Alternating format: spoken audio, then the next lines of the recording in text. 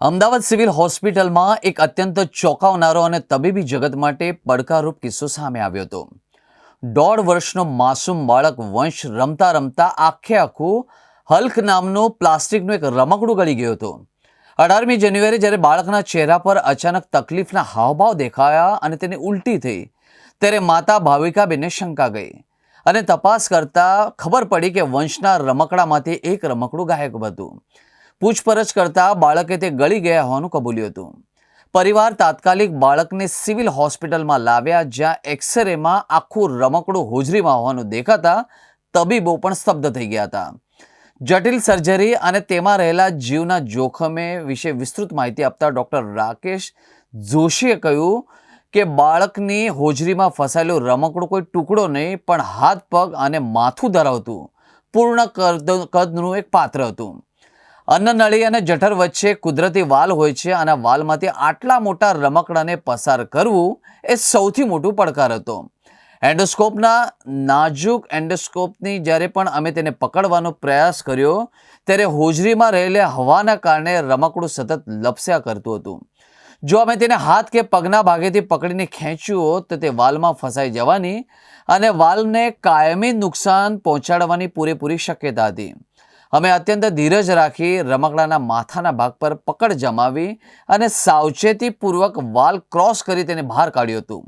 જો આ રમકડું આંતરડામાં ઉતરી ગયું હોત તો આંતરડું ફાટવાનો ભય રહેત અને ઓપરેશન અનિવાર્ય બની જાત। ગત 18 જાન્યુઆરીએ મારું આ નાનું સન છે વંશ, એ આ રમકડું હલ્ક કરીને કહેવાય છે અને એ ગળી ગયો હતો। તો અચાનક એની પછી ઉલટીઓ શરૂ કરી નાખી અને પછી મારા વાઈફે પૂછ્યું કે કેમ બેટા આટલી બધી ઉલટીઓ કરે છે, શું થાય છે તને? તો મારા સને કહ્યું કે મમ્મી, હું પેલું રમકડું હતું ને હલ્ક કરીને એ ગળી ગયો છું। તો મારા ઘરમાં બધા જ ગભરાઈ ગયા, મારા વાઈફ, મારા મમ્મી। પછી તાત્કાલિક એને સિવિલ હોસ્પિટલ લઈ ગયા। ત્યાં ઇમરજન્સી સારવારમાં લઈ ગયા અને ત્યાં એમની સારવાર શરૂ કરી દીધી મારા છોકરાની। અને ડોક્ટર્સની ટીમે ખૂબ જ મહેનતથી અને સાવધાનીપૂર્વક એન્ડોસ્કોપી કહેવાય છે અને દૂરબીનની મદદથી એ રમકડું બહાર કાઢી લીધું, જેમાં મારે 1 રૂપિયાનો પણ ખર્ચ નથી આવ્યો। અને ત્યાં ડોક્ટર્સની સારવાર, પછી હોસ્પિટલની જે કહેવાય કે સ્વચ્છતા, પછી સ્ટાફનો વ્યવહારથી હું ખૂબ જ પ્રભાવિત થયો છું। આથી હું સૌને નમ્ર વિનંતી કરું છું કે આજે કોઈ પણ મેડિકલ સારવારની જરૂર હોય તો ચોક્કસથી સિવિલ હોસ્પિટલ જવાય।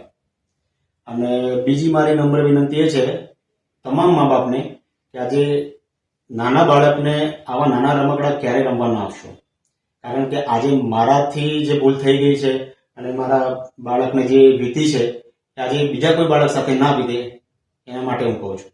આભાર। 18 જાન્યુઆરીએ સિવિલ હોસ્પિટલમાં અજીબો ગરીબ કિસ્સો જોવા મળેલો। એક બાજુ ઇન્ટરનેશનલ વર્કશોપ ચાલે અને એક 1.5 વર્ષનું બાળક એની માતા પિતાના કહેવા પ્રમાણે જે રમકડું આવે છે, એકચ્યુઅલી જેને હલ્ક કહે છે, એ આખે ને આખું ગળી ગયું। એમને એવો ડાઉટ હતો કે મારું બાળક આ ગળી ગયું છે। નવાઈની વાત એ છે કે એક્સરે કર્યું તો એમાં પણ આપણને એક સંપૂર્ણ હાથ પગવાળું એક રમકડું એક્સરેમાં પણ દેખાય છે। અને એને પછી એન્ડોસ્કોપી કરવામાં આવી કે અપર જીઆઈ એન્ડોસ્કોપી કરી તો હોજરીની અંદર આખું રમકડું, જેને માથું, હાથ, પગ, ધડ, એટલે કે સંપૂર્ણ રમકડું બાળક ગળી ગયેલું ખૂબ ડિફિકલ્ટ હોય છે, કારણ કે મોટી સાઇઝનું રમકડું નાના બાળક 1.5 વર્ષના બાળકના અન્નનળીમાં થઈ અને જે અન્નનળી હોજરીનો વાલ ક્રોસ કરી અને હોજરીમાં હતું અને જો ત્યાંથી આગળ નીકળ્યું હોત, કારણ કે સાઇઝના હિસાબે હોજરીના મુખમાં ફસાઈ શકે, આગળ જાય તો આંતરડામાં પણ ફસાઈ શકે, પરંતુ અમે એને સફળતાપૂર્વક કાઢી દીધું। 19 તારીખે સાંજે એક્સ્ટ્રોફીનું કામ પત્યું પછી આને ઇમરજન્સીમાં લઈ।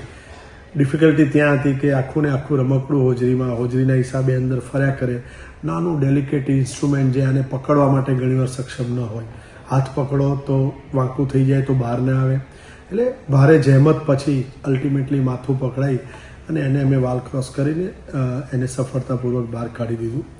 મહત્ત્વની વાત એટલી જ છે કે વંશના પિતા પણ કહી રહ્યા છે કે દરેક માતા પિતાએ ચોક્કસથી એના નાના બાળકનું ખૂબ ધ્યાન રાખવું પડશે કે કયા રમકડાથી રમે છે। આપણે રોજબરોજ આવા કિસ્સાઓ જોતા રહીએ છીએ કે શ્વાસનળીમાં કંઈ જાય તો જીવનું જોખમ પણ થઈ શકે અન્નનળીમાં જાય તો મેજોરિટીમાં કિસ્સામાં વાંધો નથી આવતો, પરંતુ એ જ્યારે ફસાય, આંતરડામાં ફસાય, ઇન્ટેસ્ટિનલ ઓબ્સ્ટ્રક્શન થાય, ખાવા પીવાનું ન ખાઈ શકે, આવી બધી પરિસ્થિતિની અંદર થોડાક દિવસ પહેલાં પણ સિક્કો બહાર કાઢવામાં આવેલો. એટલે કે આવા કંઈક ના કંઈક ફોરેન બોડી ઇન્જેક્શન અથવા એસ્પિરેશન અન્નનળીમાં જાય કે શ્વાસનળીમાં જાય, આવા નાના બાળકોમાં કિસ્સા જોવા મળે છે. આની ઉંમર માત્ર 1.5 વર્ષની હતી. સારું છે કે આપણી પાસે સિવિલ હોસ્પિટલના પીડિયાટ્રિક સર્જરી વિભાગમાં નાના બાળકો માટે અપર GI એન્ડોસ્કોપીની ફેસિલિટી અવેલેબલ છે અને એના થકી આપણે એને એની સેવા પ્રદાન કરી શક્યા અને બાળક હસતું રમતું ઘરે ગયું. ફરીથી આપ સૌ માતા પિતાને એટલી વિનંતી કરીશ કે આપણું બાળક શેનાથી રમે છે, શું કરે છે, મહેરબાની કરીને ધ્યાન રાખો. 5 વર્ષનું ન થાય, જાતે સમજનું ન થાય ત્યાં સુધી અમુક વસ્તુઓ જે ફોરેન બોડી તરીકે જઈ શકે એવા દણા ચણા કે બેટરી કે રૂપિયાના સિક્કા કે પછી આવા રમકડા જે નાના હોય, જે મોઢામાં મૂકી અને બાળકો રમતા હોય છે, ત્યારે ચોક્કસથી એના ઉપર ધ્યાન રાખો, જેથી કરીને આવી ઇમરજન્સીમાં આપણે સપડાવું ના પડે. અને આપણે ચોક્કસથી કહીશું કે સિવિલમાં આવશો તો આપણને સેવા પણ મળી રહેશે, એક પણ રૂપિયાનો ખર્ચ પણ નહીં થાય, પરંતુ બાળકને જીવમાં જોખમ ન થાય એના માટે માતા પિતાએ ચોક્કસથી ખૂબ વધારે સાવચેતી રાખવાની જરૂર છે.